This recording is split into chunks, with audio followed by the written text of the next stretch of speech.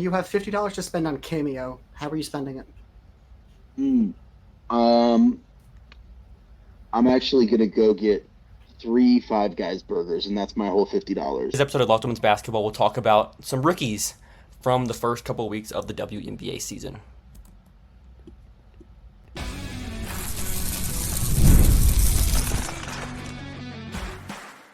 You are Locked On Women's Basketball, your daily podcast on women's basketball. Part of the Locked On Podcast Network, your team every day. Welcome, you are Locked On Women's Basketball. Thanks for making us your first listen every day. We are free and available wherever you get your podcast and on YouTube. This episode is brought to you by LinkedIn Jobs. LinkedIn Jobs helps you find the qualified candidates you want to talk to faster. Post your job for free at linkedin.com/LockedOnNBA. That's linkedin.com/LockedOnNBA to post your job for free. Terms and conditions apply. My name is Hunter Cruse. I'm your Saturday host, covering the WNBA draft and prospect scouting. Today, I'm joined by my co-hosts M. Adler and Lincoln Shafer. M covers the WNBA with a focus on the player development and the game within the game. Lincoln also contributes to our WNBA draft coverage at The Next. Today, we'll talk about some rookies across the WNBA. Let's start with Caitlin Clark. What have we seen from Caitlin Clark, and the biggest differences you've seen from her from the first game to the last couple games? She looks like she's having fun again. It makes sense that in your first game where Dejanay Carrington and Alyssa Thomas have made it their personal mission to make your life hell, that you're not going to have that much fun. But it took until, I think, game 3 where you see she's starting to smile on the court. She's still taking the audacious shots and figuring out which shots are more reasonable and figuring out which passes are ones that she can actually get through. But she looks visibly more comfortable on the court. She looks less rushed. She did look a little bit frantic those first couple games. But sometimes it's hard to tell with Caitlin whether it's franticness or just that she never stops moving when she doesn't have the ball in her hands, which is a huge plus for her, and something that the New York Liberty clearly did not enjoy defending is just how much she runs. She is always running, and it's just a learning process. This is kind of what we expected. And speaking of expectations, it's also exactly what we expected, that this offense the team really as a whole, but the offense especially, got way better. Another thing we expected, was the team got a lot better, and especially the offense got a lot better once Kelsey Mitchell came back healthy. At this point in her career, Erica Wheeler isn't making any more All-Star games anymore. She's not giving you much out there relative to, really what you need. What she's good at is really redundant with what Caitlin's already good at. And, once you get Kelsey Mitchell out there, you can't hide anyone. So when they're playing New York, whoever Courtney Vandersloot's guarding, you're just going at her relentlessly. Caitlin Clark hit multiple threes in her face. And then if Sab was on her, not the best guard defending in the world, but Kelsey Mitchell absolutely abused them too.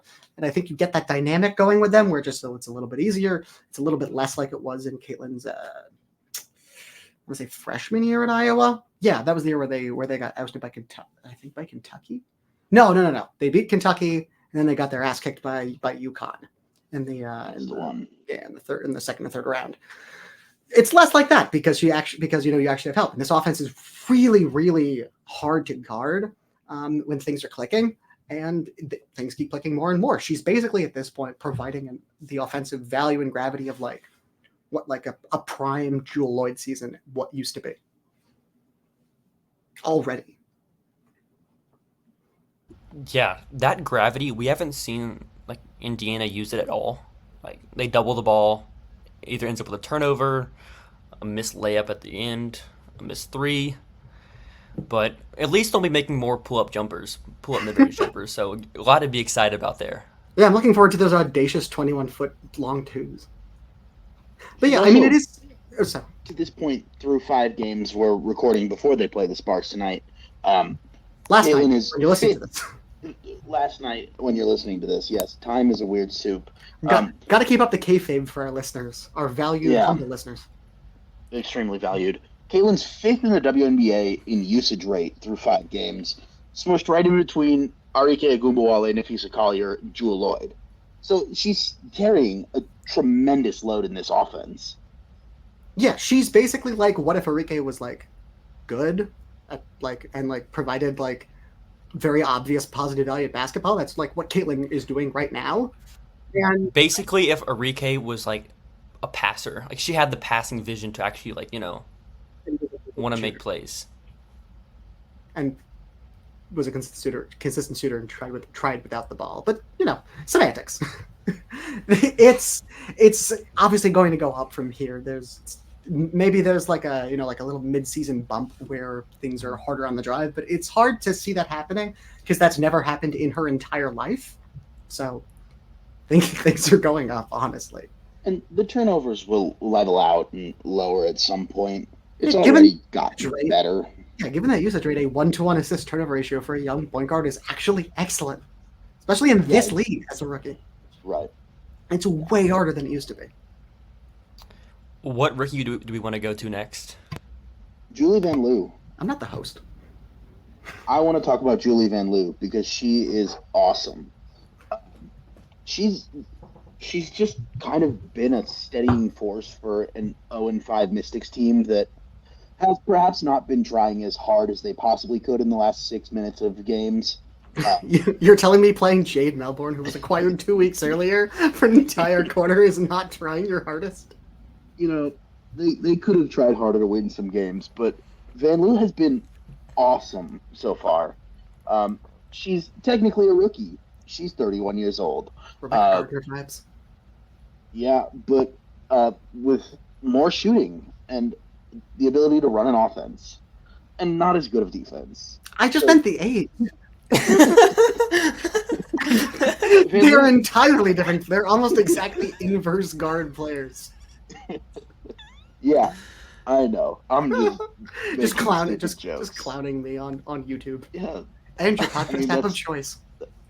That's what we do here. Yeah, that's what we do here at the distant cousin of Locked On Women's Basketball, our Saturday podcast. The redheaded stepchild.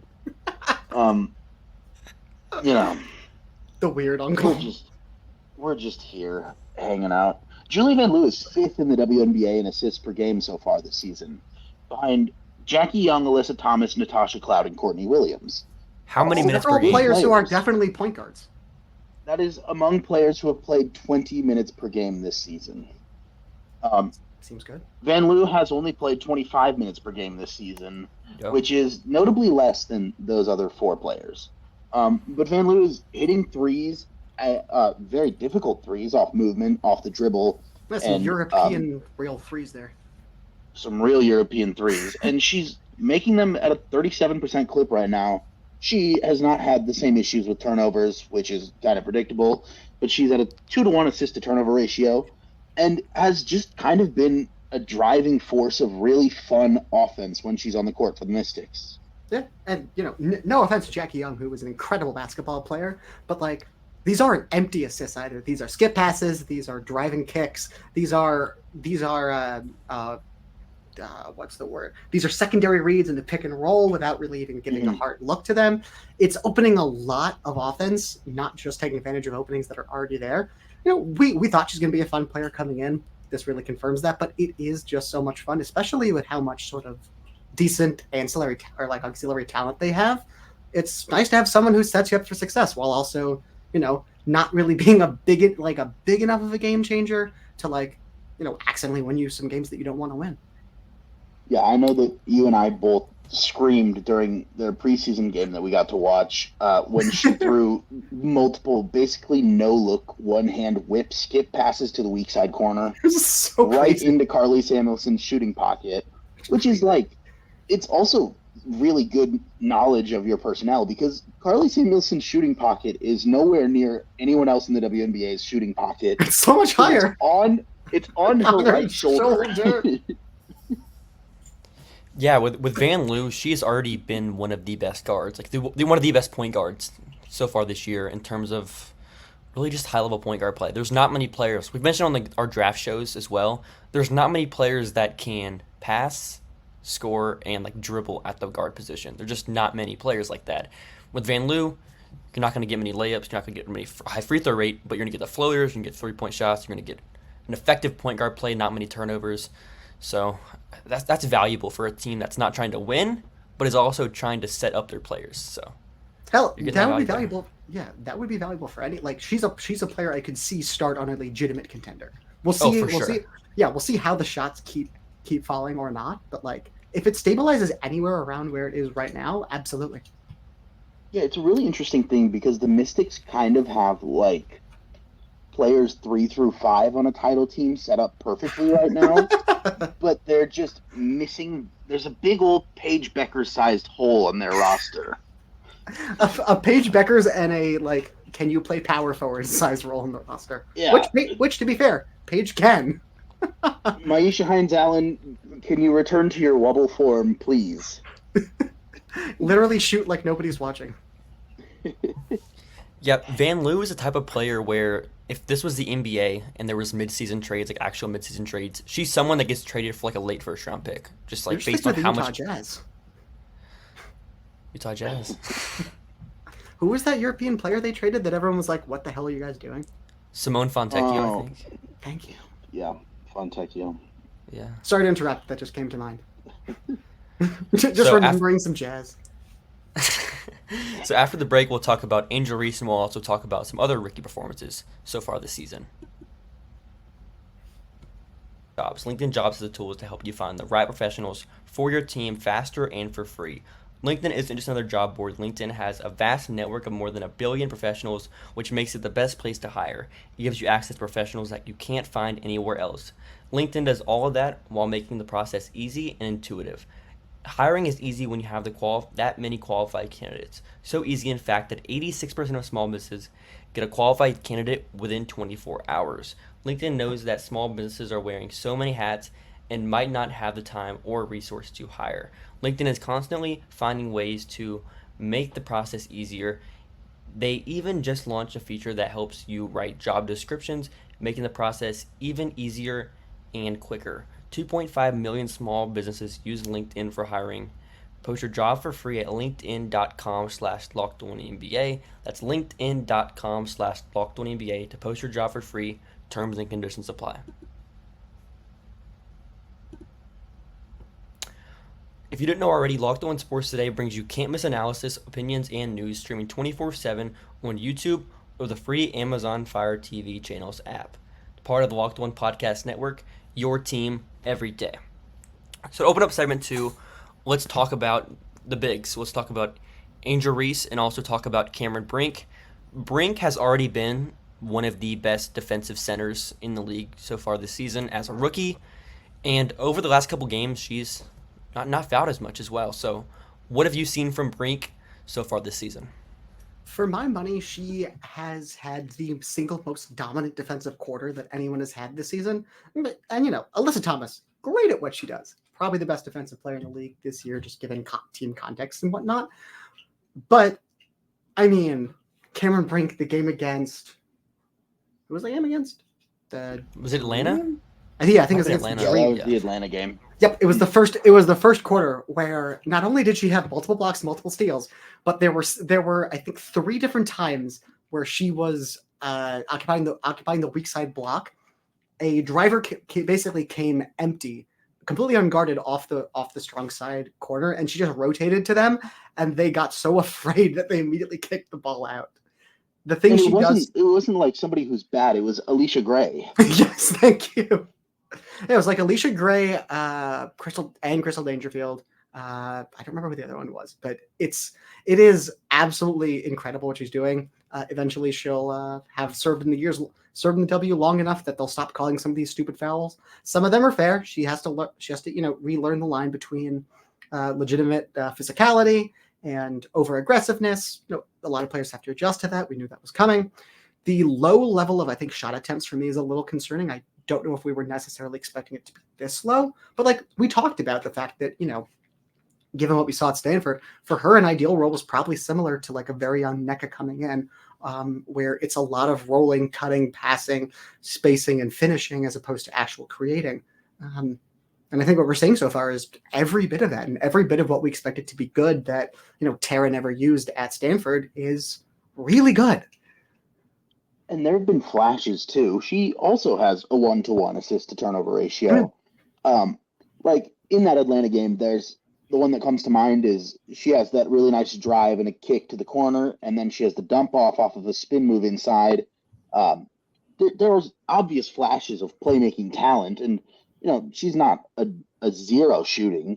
She's just coming into playing offense, but she has entered the league as a superstar defender, which was a little bit predictable, but it's been incredible. Mm-hmm.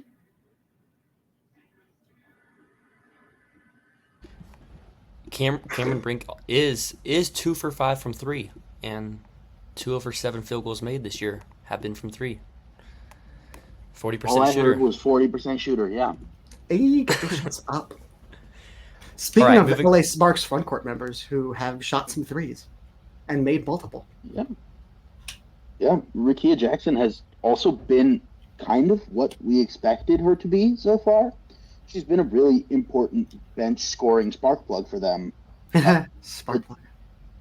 Spark plug. The turnovers have been a bit of a problem, and she's not really creating for others. But she never has really done well with either of those. Right. But she is putting the ball into the hoop, which is what they are asking her to do. Yeah, and she's doing it against legitimately good defenders, and she's doing it out of opportunities where the defense is not tilted away from her. She's doing it, again, it's against benches, but it's still legitimate defenders, legitimate creation. It's what you expected, and she's also been very good in transition, which again, she was at Tennessee. It is it's not, I think, to us overwhelming, because our job in terms of scouting is to look at players and be like, this is probably what it's going to look like in the W. Here's a sort of range of outcomes. And so when that happens and they're good, we're not like blown away. So Rickea being, a good scorer is not like blowing us away, but like it is legitimate, it is good, and it's a really nice sign. Yeah, it is a very good sign. She's scoring efficiently too. She's made 50% of her field goal attempts, 43% of her threes on limited volume, and is 2 for 2 from the free throw line. So 50, 40, 90 incoming. If that continues, seems good. That's a very, very strong scoring efficiency marks. Yeah, points per possession is the most important stat in all of basketball. Hey, I'm the only one on this podcast who gets to subtweet everyone else. But as you mentioned, though, with like our expectations of one prospects coming into the year, it's not really a surprise that Angel Reese is struggling from a finishing standpoint. What have we heard? What have we seen from her so far this season? And the good and bad. The good, she has taken more free throws than any other rookie, which you can argue the legitimacy of some of those calls. But she is getting to the line. I will argue I was at that Liberty game. That was terrible. Yeah. The finishing is bad. The finishing process is a problem. I've seen it pointed out several times, and we've also pointed it out before. The underhand scoop layups are just going to get obliterated at this level. She does it through if traffic. You don't have any sort of guard, right, you're not going to get your sneaky little underarm scoop layup past Jonquel Jones. That's just not happening. Unless you get called for a foul on it somehow 3 times. Jonquel with like Benijah Delaney or Brianna Stewart coming over and help. Like it's just not going to work. Which, to be fair, you're not going to face that every game, but you're also going to there's Natasha Howard exists, Ezzie McMagor exists. Good luck. Hey, you've got De'Erica Hamby this week with Cam Brink coming from the weak side. There's just no matchups where she's going to be able to get that to work. There's one team, Atlanta. Atlanta, she will make the entire front court foul out, and based on my understanding of Atlanta, that's 80% of the roster. 7 players, yeah. So you're good there. You have depth. Plenty of depth. It's been what we expected. It's nice to see the aggression, the athleticism. Oh yeah, for very sure. Aggressive. Yeah, she knows the athleticism is obviously translating the way that she's able to read the court and find openings both for passes, which aren't getting there right now, but I feel confident that they will eventually. We've seen what she's done in the past. And, her ability to move around the court, both in terms of driving and in terms of moving without the ball, those are both pretty advanced for someone who's played however many games she has on a really bad team, in spite of what happened 2 nights ago. And, again, it's encouraging. I think the things that are hard to improve are things that I think by and large she's been good enough at or very good at. And I think the things that we've seen other players improve, I'm not prescribing that she will or won't, but things that we've seen other players improve in the past are things that she's currently struggling with. The jump shot notwithstanding. Yeah. She's currently tied for the second most offensive rebounds in the league behind one Melissa Smith. So that is an interesting sign for her. She's obviously the offensive rebounding is translated. How many of those are coming off her own miss? I have not looked at the numbers. The jumper looks just like it did at LSU, which is still bad. Which is how it looked at Maryland. Which is how it looked at Maryland, which is probably how it looked in high school too. I have not actually gone back and watched any of her high school tape, but it's. I just worry about the scoring ever being even league average. Right, and I think it is an interesting projection to get there, but there are avenues for getting there without that. And it's defense, it's rebounding. I think what we're probably monitoring the most is, again, the translation of the passing, and at this point, just how the defense in general comes along, because players usually don't come in and do what Cam Brink's done. It usually looks a lot worse, which isn't a bad thing. But it just is. The league is good enough now that you can't come in and, for the most part, be that good from year one. The other question I have about Angel is the usage, because she's getting a lot of post touches. She's getting a lot of those mid-post touches, a lot of short roll stuff. I just wonder if there's a way to scale back the post touches and put her in better positions. In this offense? I don't know if that's coming in this offense. With this coach? I don't know if that's coming this year with this sort of lineup spacing where they're playing some interesting front court tandems, but it's just something I'm keeping an eye on. Yeah. So after where you can watch the WNBA on Friday night. So after the break, we'll talk about Aaliyah Edwards, and we'll also get into some of WNBA trivia, our new favorite segment. Passion, drive, and patience, the formula for winning championships, is also what keeps your ride or die alive. eBay Motors has everything you need to maintain your vehicle and level it up to peak performance: superchargers, roof racks, exhaust kits, LED lights, and more. Whether you're into speed, power, or style, eBay Motors has you covered. With over 122 million parts for your number one ride or die, you'll always find exactly what you're looking for. And with eBay Guaranteed Fit, your part is guaranteed to fit your ride every time or your money back. Because with eBay Motors, you're burning rubber, not cash. With all the parts you need at the prices you want, it's easy to make your car the MVP and bring home huge wins. Keep your ride or die alive at ebaymotors.com. Eligible items only, exclusions apply. eBay Guaranteed Fit, only available to U.S. customers. Another player for a pretty rough team in Washington so far. What have we seen from Aaliyah Edwards? She's played, I think she did start one game, I believe, with Shakira Austin out. What have we seen from Aaliyah so far this year? She did have a fun moment against Brianna Stewart in that first game, though. Oh, she's had a few. The finishing is horrendous. Finishing is way worse than I think we expected to be. Again, that's not completely discouraging.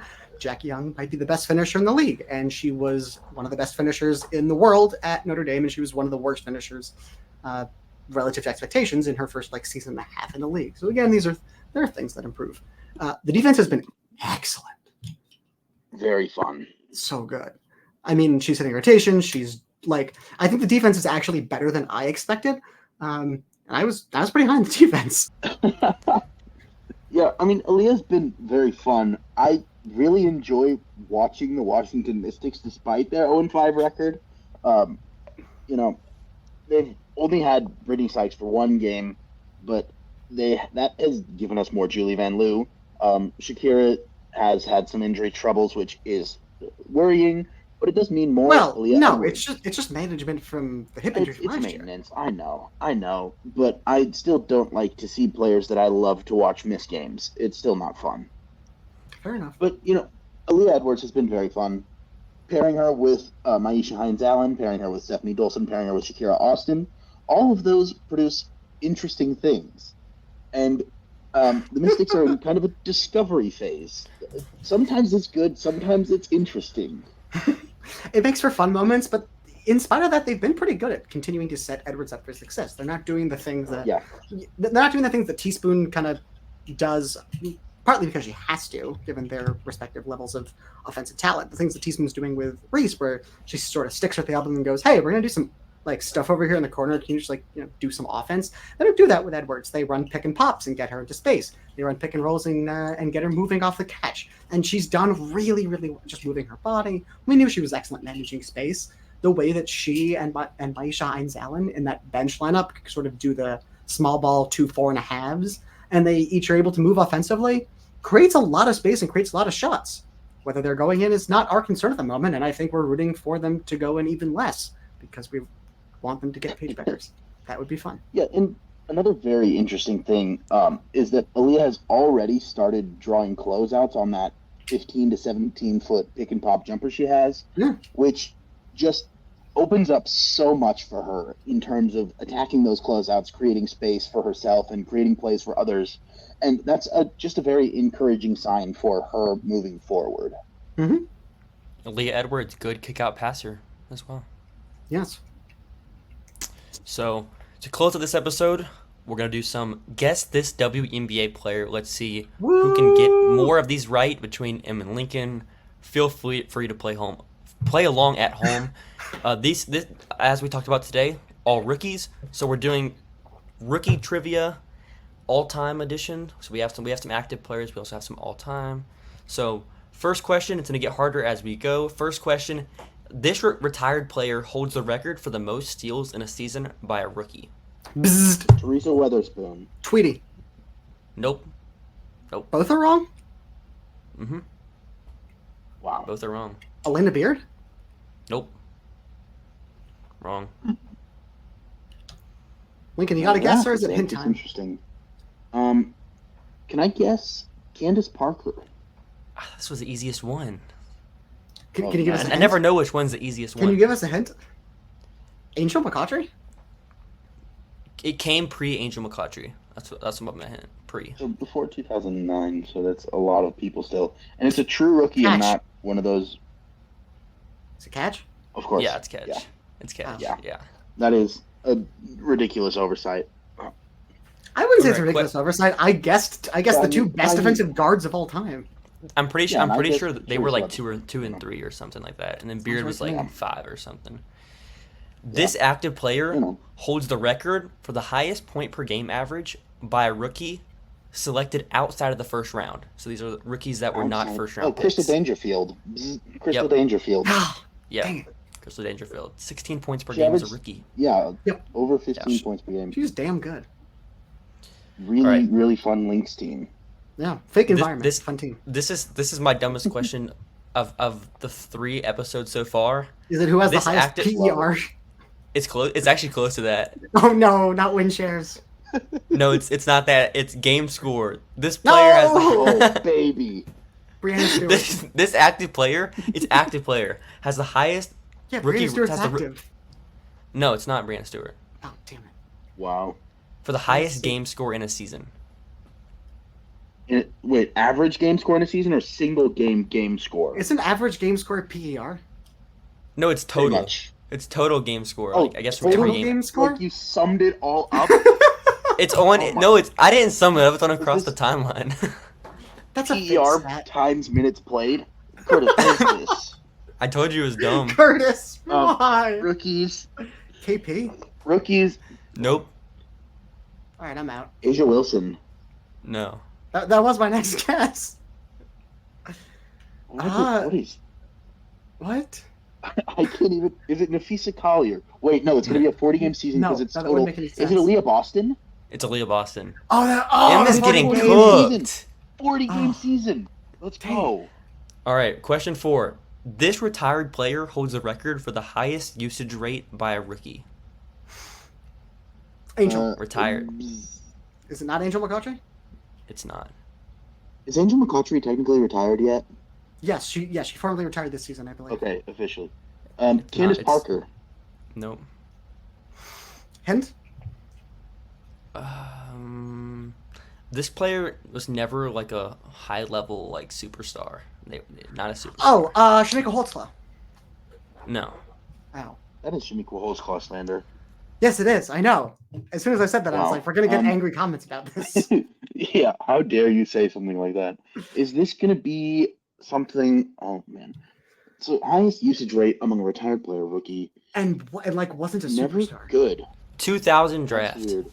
2000. Oh. Ann Waters? Nope. That is the Ann Waters draft, isn't it? That is the Ann Waters draft. Who the hell 2000 else was draft. drafted in 2000? Can you give me some teams they played for? Who the hell was drafted in 2000? Seattle Storm, Atlanta Dream, Sparks, Cleveland Is Rockers, this Crystal Langhorn? No, she Minnesota played for Washington. Lynx. She drafted in like 06. Miami Soul, Penny Taylor. No, Miami. No, what? 2004 What are you talking about? 2004 Debbie Finals Black? MVP. Wait, Oh, that was 2004 is that one of the Detroit teams? no. It was the year after, so it was one of the teams that beat Connecticut. No, Oh, 2005 Seattle, is Betty Lennox. Sacramento. Betty Oh, Lennox. yeah. Let's go. Betty God Lennox. damn it. 30.